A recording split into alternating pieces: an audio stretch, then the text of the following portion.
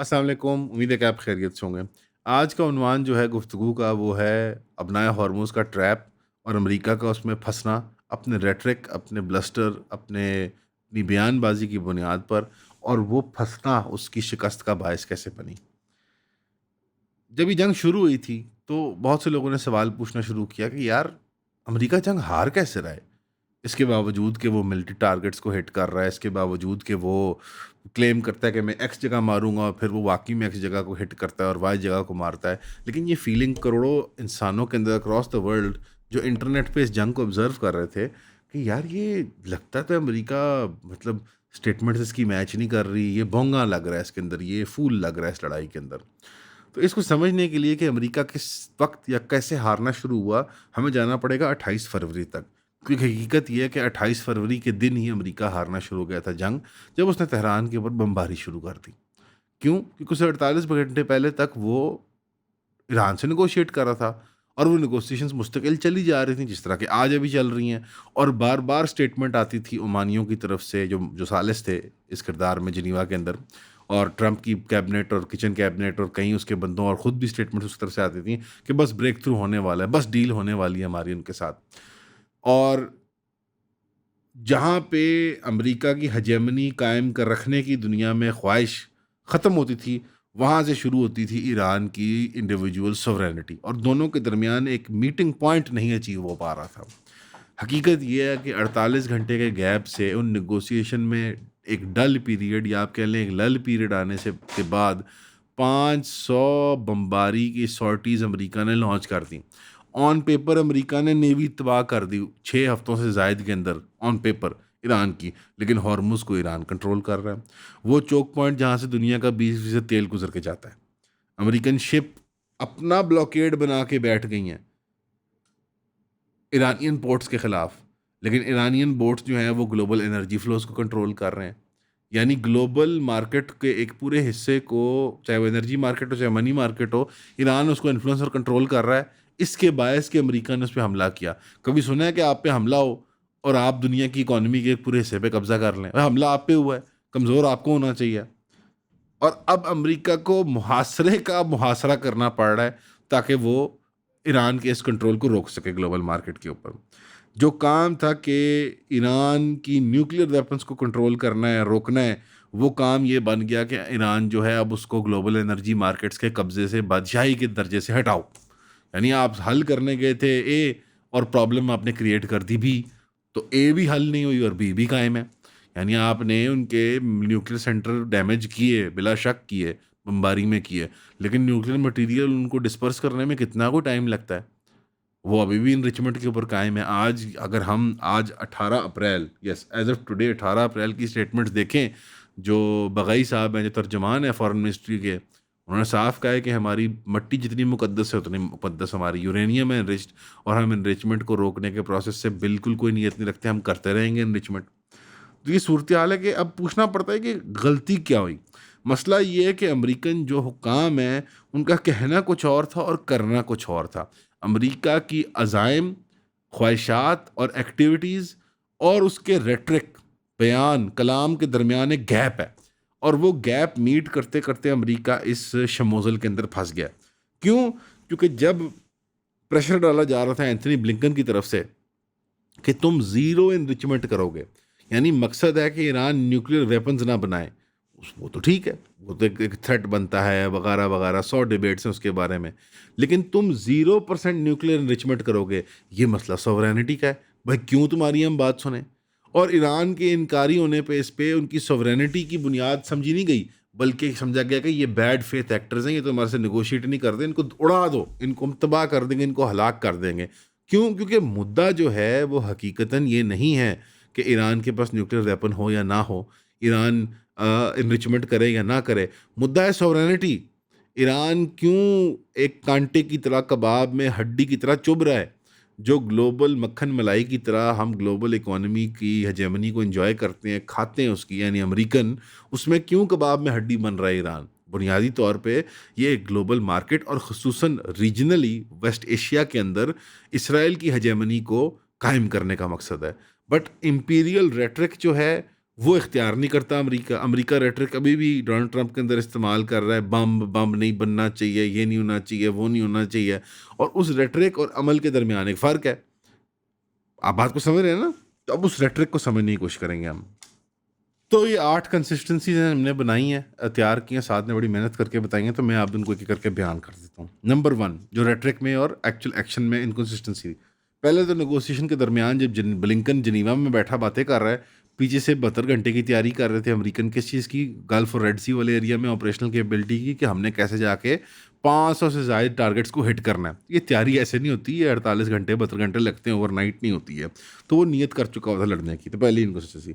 इसी के अंदर ये है कि इसने ये क्लेम किया, बैक वक्त की 3 रेटरिक क्लेम कर रहा था कि ईरान एक इमिनेंट न्यूक्लियर थ्रेट है। नंबर 2 रजीम चेंज जो है वो बिल इत्तेफाक हो रहा है, मकसद नहीं है हमारा। नंबर 3 अमेरिका ने प्रीएम्प्टिवली अटैक किया क्योंकि वो इसराइल के ख़िलाफ़ एक बड़ा हमला लॉन्च कर रहा है वो ईरान, और वो हमला जो है वो अमेरिकन फोर्सेस को रीजन में कमज़ोर कर देगा और एक्सपोज कर देगा। अगर ईरान एक ख़तरा है तो फिर इसराइल का पोस्चर का क्यों क्यों करना? भाई ईरान ख़तरा है तो ख़तरा है।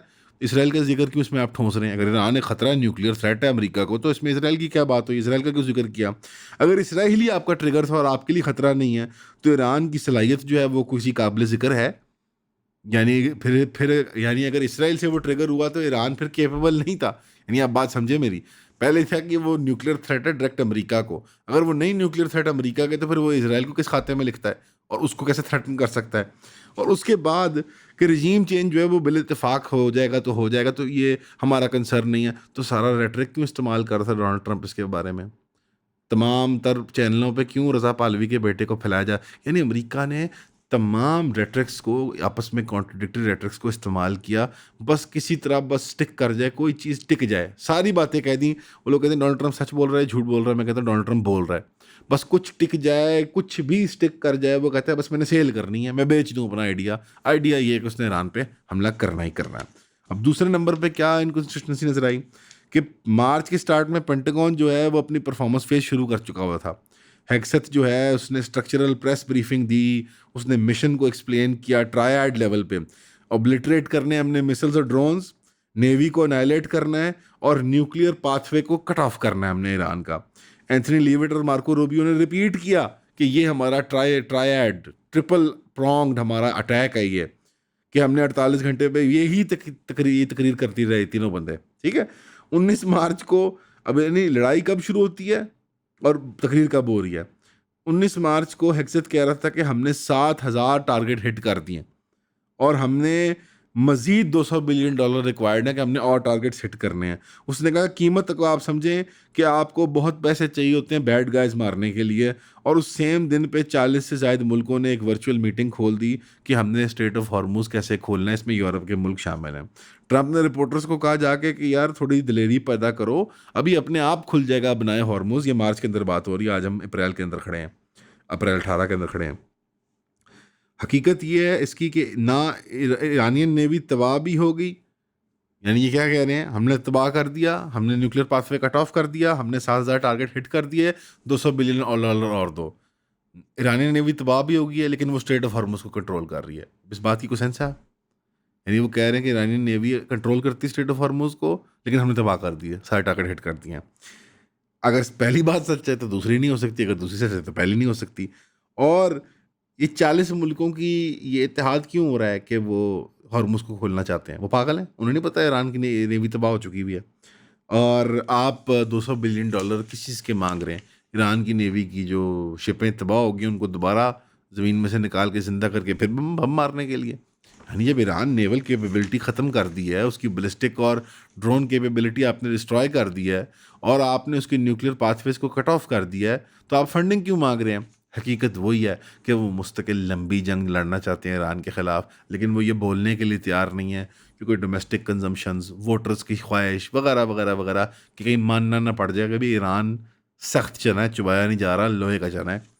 ये दूसरी जब आ गई। तीसरे बड़े पैमाने पे क्या जी इनकंसिस्टेंसी कि मिशन जो है डिक्लेयर कहाँ हुआ? आपको याद होगा उस टाइम पे बात हो रही थी कि ये हमने रजीम चेंज करना है, नहीं करना हमने, ये पालवी का बेटा बड़ा अच्छा है, नहीं अच्छा इसको नहीं हम देखेंगे, हम किसी और को देख लेंगे, शायद मैं इसी रजीम को तस्लीम कर लूँ वगैरह वगैरह। एवोल्यूशन आपने पूरी जंग के अंदर देखी है कि फरवरी मार्च अप्रैल से लेकर डिस्कशंस हो, नेगोशिएशंस, एक्चुअल वॉर फुटिंग हो, या आज हम जो रीनेगोशिएशंस की बात कर रहे हैं, तो गोल कॉन्स्टेंटली गोल पोस्ट चेंज हो जा रहा है, इवॉल्व की जा रहे हैं, बिकॉज लेफ्ट की दिखा के राइट मारने की कोशिश है।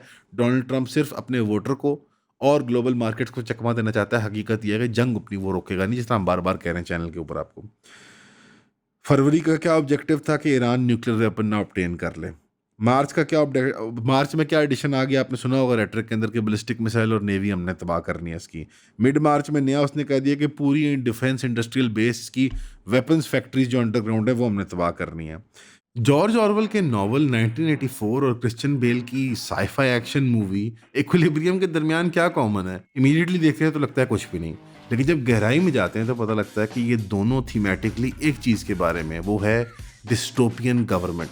इसको बिग ब्रदर भी कहते हैं, जो बिग ब्रदर जो हमेशा देख रहा होता है आपको। बिग ब्रदर का चर्चा तो बहुत है आजकल पाकिस्तान के अंदर, लेकिन इस तरह के कॉम्प्लिकेटेड थीम्स को समझने के लिए हमने द क्लब बनाया है, क्योंकि पहले तो सिर्फ एक बुक क्लब हुआ करता था पिछले 1-1.5 साल के लिए, लेकिन अब हमने उसको एक यूनिवर्सल क्लब बना दिया है। इसके अंदर किताबें, popular films, documentaries, articles, published papers, इन सारों का मजमुआ बना के हम thematically month to month complex ideas को एक ग्रुप सेटिंग के अंदर एक कम्युनिटी के साथ समझने की कोशिश करते हैं। तो अगर आप ज्वाइन करना चाहते हैं, eonpodcast.com पे जाएं और अपनी मेंबरशिप परचेज करें, ताकि हम जुमे के जुमे आपसे मुलाकात कर सकें। सी यू देयर इंशाल्लाह। हर बारी जब वो ऐड करते थे नई बात, तो वो कहते थे कि ये एडिशन नहीं है, नहीं, ये क्लैरिफिकेशन है ओरिजिनल मिशन की, उसके साथ हिस्सा बन गई है, यानी ऐड होने जा रही है। और मिशन जो है इटसेल्फ, वो हम कभी उससे मुकर नहीं सकते, वो मिशन बहुत बड़ा है हमारा, उसके हदूद बढ़ते जाएंगे। क्या लेजिटिमेट टारगेट है, क्या लेजिटिमेट है, उसके हदूद बढ़ते जाएंगे, लेकिन मिशन ओरिजिनल हमारा बहुत, वो क्या है मिशन भाई? वो वही मिशन है जो वो डिक्लेयर नहीं कर रहे, ईरान पे अपनी हेजेमनी कायम करना, इसराइल को रीजनल बदमाश बनाना, दैट इज़ ऑल। लेकिन वो ये लफ्ज़ नहीं बोल सकते। हालांकि डोनाल्ड ट्रंप इतना वल्गर है, इतना बेहुदा आदमी है, लेकिन अमेरिकन एम्पायर की नेचर कुछ ऐसी है, वोटर बेस की, डेमोक्रेसी के सिस्टम की, उसकी लॉबी ग्रुप्स की, कि वो ये लफ्ज़ नहीं अदा कर सकता अपने मुंह से कि मैं यहाँ सिर्फ इसराइल की खातिर बदमाशी करने आया हूँ। उसको शो करना है कि मैं बड़ा सॉवरेन लीडर हूँ। आजकल की स्टेटमेंट्स में भी आप देख रहे हैं, वो ये बार बार कह रहे हैं कि कोई कोई मुल्क है, वो क्या कहते हैं, एग्जैक्ट बाहर नहीं डालता प्रेसिडेंट पे, इसराइल हो या कोई और हो, ये डोनाल्ड ट्रंप साहब अमेरिका के दिफा के लिए काम कर रहे हैं। अप्रैल 1 को ट्रंप कहता है कि प्राइम टाइम ने उसमें शोज़ में जाके अपने नेशन को जो एड्रेस करता है कि मैं ईरान को स्टोन एज तक भेज दूंगा, पत्थर के दौर में भेज दूंगा। और उस जुमले में उसने कह दिया कि रजीम चेंज हमारा कोई मकसद नहीं है, मैंने रजीम को और पूरे मुल्क को पूरी तरह तबाह करना है। लेकिन साथ ही साथ उसने क्या स्टेटमेंट दे दी, रजीम चेंज मेरा मकसद नहीं है मुल्क को तबाह करना, लेकिन रजीम चेंज ज़रूर हो गई है। आप बार बार देखते हैं कि स्टेटमेंट्स में डोनाल्ड ट्रंप और पीट हेगसेथ आजकल भी यही कहते हैं कि जो नई रजीम है जिससे हम भाई कौन नहीं, वही बंदे हैं यार, सारे वही बंदे हैं। कौन सी नई रजीम है, हमें तो बता दो कौन सी नई रजीम है।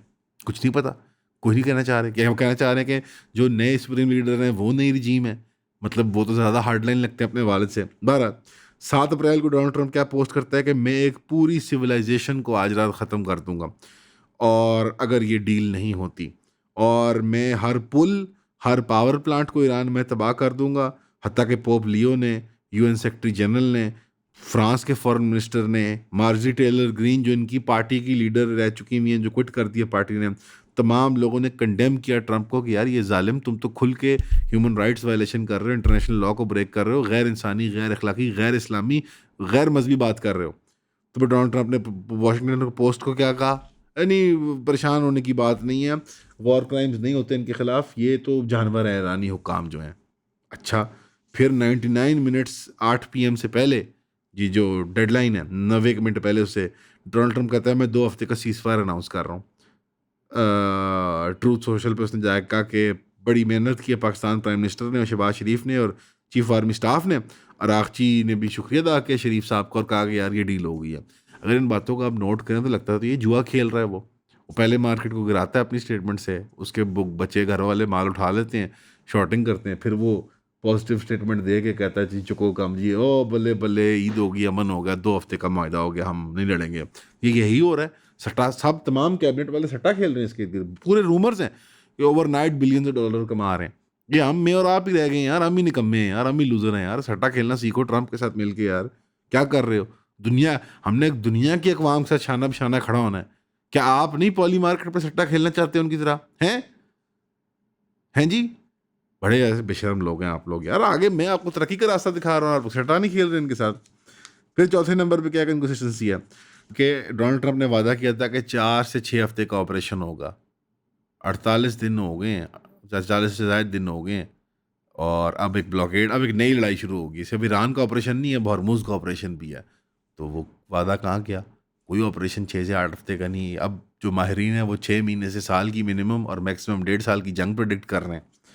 पांचवी इनकन्सिस्टेंसी सबसे जो मेरे ख्याल में absurd में से है कि 11 अप्रैल को एडमिन कहती है कि हमने बॉम्ब किया ईरान को जिनीवा टेबल के बाहर, और फरवरी 28 को इस्लामाबाद में आके कहते हैं कि हम अमन मुआहदा करना चाहते हैं आपके साथ। तो यार 3 महीने पहले पागल थे आप। फरवरी, मार्च, अप्रैल, 2.5-3 महीने के अंदर क्या ऐसा हो गया जो आप अब इससे अमन करना चाहते हैं इस्लामाबाद में? और हत्ता कि डोनाल्ड ट्रंप भी कह रहा है शायद मैं भी आगे खुद तस्लीम कर लूँ अमन माहदे के लिए। और फेस टू फेस इतनी हाई लेवल मीटिंग हुई है अमेरिका की कब से ईरान के साथ? 1979 से। क्योंकि जो जनीवा में ओमान वाली मीटिंग्स भी होती है वो फेस टू फेस नहीं होती थी, वो डाउन द कॉरिडोर वाली मीटिंग होती थी कि वो ओमानी उनके दरमियान तर्जमानी करते थे, उनके दरमियान कम्युनिकेट करते थे। तो 1979 से आप बराह रास्त नहीं बैठे जिस मुल्क के साथ, और पहले बैठे हुए थे इनडायरेक्टली उनके साथ। तो वो 2 महीने में ऐसा क्या किया उन्होंने? आप जंग जीत रहे हैं जो आप कह रहे हैं, तो फिर आप उनसे बराह रास्त क्यों बात कर रहे हैं? अब तो वो शिकस्त खुर्दा होने चाहिए आपके सामने। आपको तो ओपन लेटर लिखना चाहिए कि ये मेरी ख्वाहिशात तस्लीम कर लो वरना हलाक हो जाओगे। तो वो तो आपके साथ बराह रास्त आके बैठ रहे हैं इस्लामाबाद के अंदर। उनको रिसीव किया जा रहा है झपियों पपियों के साथ, उनके पास जाया जा रहा है झपियों पपियों के साथ। तो बल्कि 3 दिन मेला लगाया जाए इस्लामाबाद में आपके लिए और आपके साथियों के लिए, और चिकन चाउमीन और बीफ चिली ड्राई चल रहे हैं। तो ये क्या है? ये जिनीवा में ही कर आते, क्योंकि हकीकत ये है कि अंदर का जो पेट का चोर है, दिल में चोर है, वो निकल आया बाहर कि ईरान को फतह करना मकसद है, शिकस्त खुद खुर्दा ज़मीन बोस करना मकसद है। कोई ये न्यूक्लियर श्यूक्लियर मकसद नहीं है, कोई कुछ नहीं, ये रेटरिक की हद तक ही महदूद है। फिर छठे लेवल पे क्या जी, कि हम ईरान का dual purpose civil energy and military technology centres को हिट करेंगे। बट यार वो civil use energy technology centres हैं, बिजली बनाई जाती है वहाँ पे। सबसे बड़ा स्टील प्लांट जो ईरान में, इसमें 60,000 मुलाजिम है, वो भी उड़ा दिया उन्होंने। किसी लीगल अटैची ने, कोई कानूनदान ने, कोई कानून साज ने अमेरिका में इसको राइट ऑफ किया? ये ह्यूमन राइट्स वायलेशन है, ये इंटरनेशनल लॉ का क्राइम है, ये वॉर क्राइम है। वो ओपनली आके पीटर हेगसेथ बता रहा है हमें। फिर 8वीं और 7वीं जो है वो ये जुड़ी हुई हैं, आप इस तरह से समझें कि ओरिजिनल ऑब्जेक्टिव था कि ईरान न्यूक्लियर वेपन ना बताए। ईरान ने अपने जो 10 पॉइंट एजेंडा जो 7 अप्रैल को दिया था उसमें कहा था कि हम कमिटमेंट देते हैं कि हम कोई न्यूक्लियर वेपन नहीं बनाएंगे। आईएईए खुल के आके उसमें काम करेगा और टेक्निकल स्टॉक पाइल को अंडरटेकिंग्स उसकी लेके फहरिस्त बना के जाएगा। और अगर बम को रोकना मकसद था तो फिर तो डील नहीं ख़त्म हो जाती। मकसद यही है ना, ईरान के नॉट गो न्यूक्लियर। तो ईरान ने कह दिया नहीं होते न्यूक्लियर, आ जाओ डील कर लो हमारे साथ। तो यूएसए ने फिर ईरान के मुहासरे ऑफ हॉर्मूज़ का मुहासरा क्यों कर लिया, और उसके बाद बढ़ के कि अब स्ट्रेट ऑफ हॉर्मूज़ को कैप्चर करना है as an American enforcement zone, कि और ईरान के अपनी स्ट्रेटेजिक ऑटोनॉमी को टोटली डिसमेंटल करना है, और ईरान ग्लोबल मार्केट को कंट्रोल नहीं कर सकता। इसका न्यूक्लियर वेपन से क्या ताल्लुक है? तो ये जो गडमड सारे गोल्स को इकट्ठे करके मैंने सामने रख दिया आपके, ये क्यों है? ये है वो ट्रैप जिसको पता था कि जो अमेरिका के अज़म और अमेरिका के रेटरिक के दरमियान फ़र्क है, उसको ईरान ने एक्सप्लॉइट किया, अमेरिका को लूर इन किया, और अब अमेरिका फंस गया। अमेरिका के पास निकलने का एक ही तरीका है, या वो वाकई में ईरान को हलाक करने की कोशिश करे, जो कि नामुमकिनात में से है, या वो अमेरिका ईरान को तस्लीम कर ले कि वो जीत गया है मेरे से, जो मुमकिनात नामुमकिनात में से है। तो अब इसके बैन बैन कुछ होना है। लिमिटेड ग्राउंड ऑपरेशन जो कि एक अगली जंग बन जाएगी 6-8 महीने साल की, और वो उस जंग में से अमेरिका हमेशा की तरह बेइज्जत होकर यहाँ से खित्ते से निकल जाएगा, इसराइल को अबेंडन कर देगा टू सर्टन एक्सटेंट, मेरे ख्याल में कम्प्लीटली नहीं बट काफ़ी हद तक। तो इस सब में से हासिल क्या हुआ? बात वो करनी चाहिए कि जो दिल में हो। ठीक है, झूठ नहीं बोलना चाहिए आपको। ऑयल के और एनर्जी फ्लोस को कंट्रोल करना था ताकि आप यूरोप को बुली कर सकें, ताकि आप मिडल ईस्ट और वेस्ट एशिया को इसराइल का ग़ुलाम बना सकें। तो खुल के बात किया करें यार, कहें हमें ये करना है। ये जो बीच में न्यूक्लियर वेपन और ये और सारा और वो, अब अगर आप सूरत हाल देखें तो ईरान इस वक्त सबसे एक्सपेंसिव कंट्री है जो न्यूक्लियर वेपन नहीं बना के महंगी, यानी वो सबसे ज़्यादा कीमत वसूल कर रही है दुनिया में न्यूक्लियर बम ना बनाने का। और अब वो वही स्टेटस एंजॉय कर रही जो ज़ियाउल हक ने एंजॉय किया था, कि वो कहता था कि मैं बना लूँगा लेकिन मैं नहीं बना रहा, प्रॉमिस मैं नहीं बना रहा। अब इस दोनों के बैन बैन अगर वो नहीं बनाते तो वो तब भी ठीक हैं, क्योंकि वो इनरिचमेंट करके दुनिया में बदमाशी करेंगे, बिजली बना के अफ़गानिस्तान पाकिस्तान को बेचेंगे और सॉवरेनिटी और लोहा मनवा लेंगे और हॉर्मुज़ पे कब्ज़ा कर लेंगे। और अगर वो बना लेते हैं बम, तो फिर वो जनाब वो एक और लीग में आ जाएंगे। ईरान के अंदर कन्वेंशनल विजडम ये कहती है कि ना सिर्फ ये हराम है मजहबी तौर पे बम बनाना, बल्कि नुकसानदेह भी है ईरान के लिए। अगर वो बम बना लेंगे तो फिर वो मॉरल कंसिस्टेंसी लूज़ कर देंगे, प्रिंसिपल ग्राउंड लूज़ कर देंगे और ख़ुद पोटेंशियल टारगेट बन जाएंगे न्यूक्लियर अटैक का या बहुत बड़े पैमाने पे हमले का। बिकॉज़ हकीकत ये है दोस्तों कि पाकिस्तान हो, अमेरिका हो, ईरान हो, इसराइल हो, इंडिया हो, ये तमाम मुल्क on some level nuclear weapons या डर्टी वेपन्स होल्ड करते हैं ईरान की केस में। तो वो जंग को रोक नहीं पाए। पाकिस्तान, इंडिया भी बराह रास्त लड़ते हैं, इसराइल से भी ईरान बराह रास्त लड़ रहा है, अमेरिका से भी बराह रास्त लड़ रहा है। सो अगर न्यूक्लियर बॉम्ब का डेटरेंस नहीं रह गया तो वो एक सफ़ेद हाथी ही है। तो ईरान की तो ये ख्वाहिश नहीं है ना कि दुनिया में वो किसी सरजमीन को हस्ती से मिटा दे, कि वो इसराइल को ख़त्म कर दे सिरे से। वो ज़मीन तो बर्बाद हो जाएगी ना हमेशा के लिए, 100 साल के लिए। तो चूँकि ये मकसद नहीं है, तो ईरान ने न्यूक्लियर बम बना के क्या करना।